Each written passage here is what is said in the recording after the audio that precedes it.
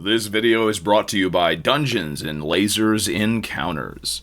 Random official D&D stuff. This is the roundup of the various items that I found, mostly online, but some in physical stores, and I'm gonna tell you what I thought about them. First off, we have the 3-inch Beholder figurine that so many people were interested in because it does come with an LED glowing eye. It does require two AAA batteries to make it light up, and I was very interested in this. I didn't realize how close to scale this so-called figure was.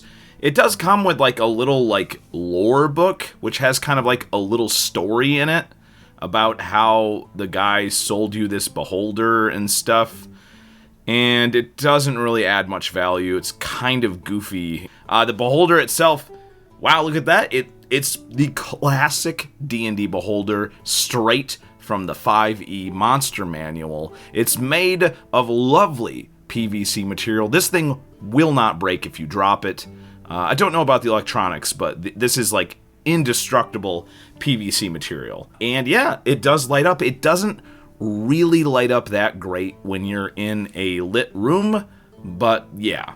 Take a look at the dimensions of this thing. I am putting it next to the Loot Crate Dragon because, yeah, clearly this thing is supposed to be a miniature, but they didn't want to sell it as a miniature.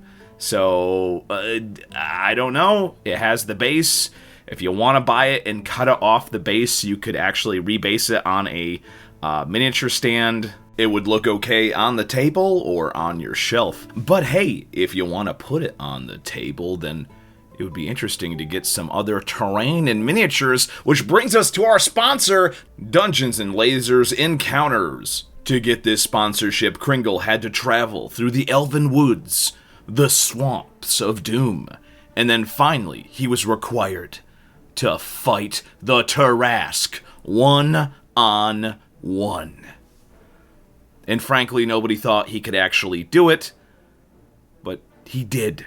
Kringle defeated the Tarrasque, and to celebrate this accomplishment, anyone who gets the starter pledge is going to get a free Tarrasque miniature.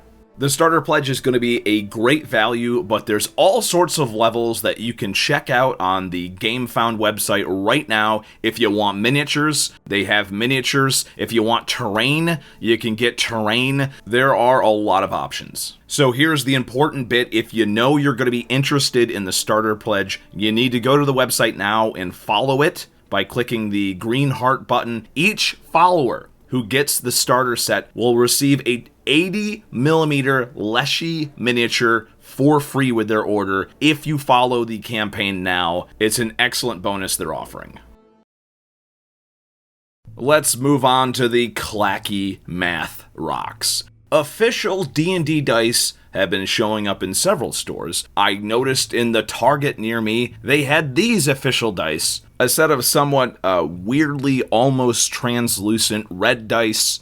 I mean, if you don't mind plastic dice, then these are meat and potatoes. I really like the fact that 5e dice sets are mostly coming with 2 d20s, which makes rolling advantage and disadvantage much easier. Frankly, these are okay dice for the price. You can see the numbers easily, which is frankly the most important thing when it comes to dice. Pretty good quality and definitely deserve to be called official D&D dice.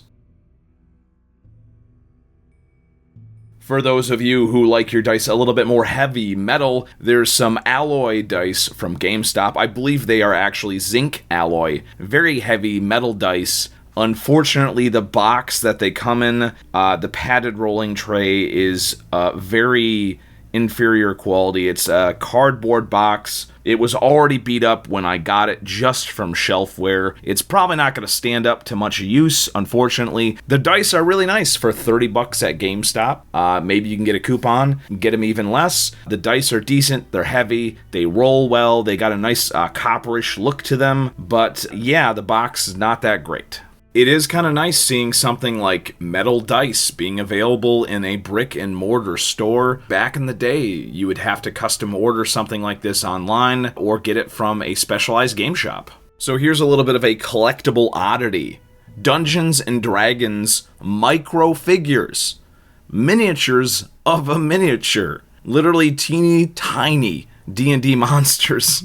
I don't understand why certain things become collectible. I know miniatures are useful for the tabletop, but I don't understand the point of having a miniature that's just a collectible and clearly not in scale for the tabletop game or anything like. I mean, look at how small this is. What is this? Is this a miniature for a miniature? Yeah, it's the Pack Lord showing off his new D&D tiny little miniature. Apparently he had an artisan create this miniature of himself so he could show it off in his cave or something. But yeah, this is designed like a fully grown Displacer Beast, so you can't really use it for a Displacer Beast kitten. For the price though, you can buy an actual D&D Displacer Beast pre-painted for what they're trying to charge for this. So yeah, it's overpriced collectibles that I don't understand.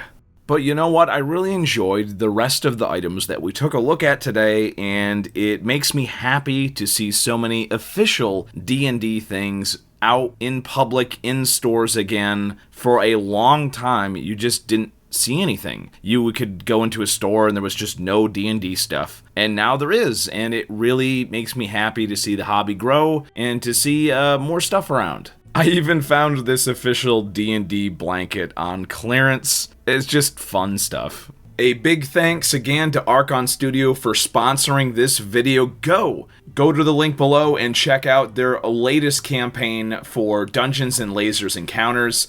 I've backed a lot of their stuff before, and it's always been an amazing value. Let me tell you about the time I slew the Tarrasque.